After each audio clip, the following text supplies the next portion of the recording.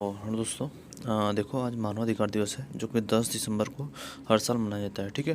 तो अभी जो उनके उच्चायुक्त हैं उनका एक शब्द है, यह बिल्कुल स्पष्ट है कि हमें मानवाधिकार की सार्वभौमिकता और संपूर्णता को पुनर्प्राप्त करने की आवश्यकता है तथा हमें एक नई ऊर्जा खोजने की आवश्यकता है जो विश्व के युवाओं को प्रेरित कर सके।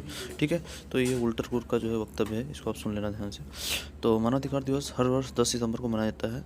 इस दिन संयुक्त राष्ट्र महासभा ने वर्ष 1948 में मानवाधिकार की सार्वभौम घोषणा को अपनाया था। यूडीएचआर एक बड़ा दस्तावेज है जो उन अपरिहार्य अधिकारों की घोषणा करता है जो हर किसी को एक मानव होने के नाते मिलते हैं, बिना किसी नस्ल, रंग, धर्म, लिंग, जाति, राजनीति या अन्य राष्ट्रीय सामाजिक आधार, संपत्ति, जन्म या अन्य पहचान के। इस वर्ष के मानवाधिकार की दिवस की थीम क्या है? सभी के लिए गरिमा, स्वतंत्रता और न्याय।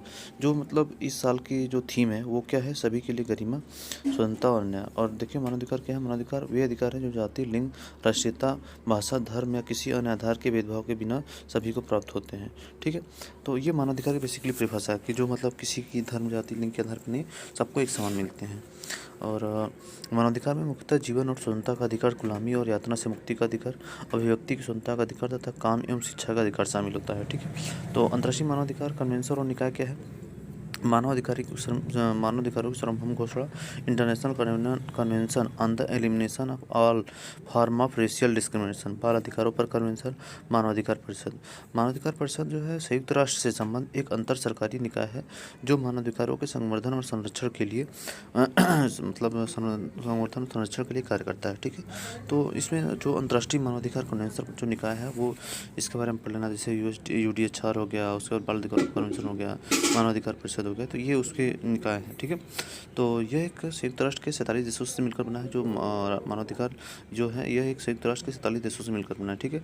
और एमनेस्टी इंटरनेशनल यह मानवाधिकार के पक्षधर कुछ स्वयंसेवकों का अंतर्राष्ट्रीय संगठन है। यह संगठन पूरी दुनिया में मानवाधिकार के उल्लंघन पर स्वतंत्र रिपोर्ट प्रस्तुत करता है। ठीक है। भारतीय मानवाधिकार क्या है?